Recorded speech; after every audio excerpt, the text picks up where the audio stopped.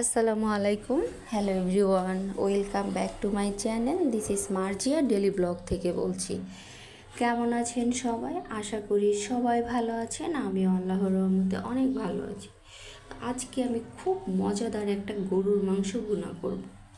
তো সেই গরুর মাংসগুলোকে আমি খুব ভালোভাবে ধুয়ে ঝরিয়ে নিলাম।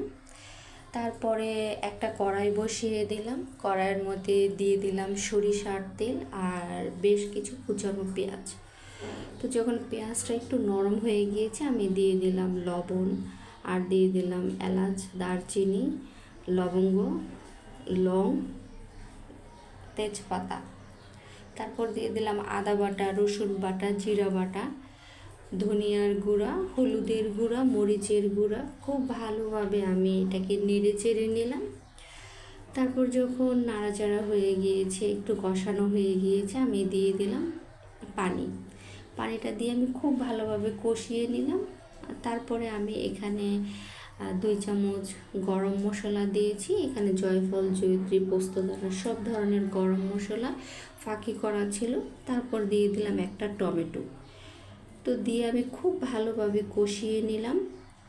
তো যখন কষানো হয়ে গিয়েছে তখন আমি গরু মাংসগুলো ঢেলে দিলাম।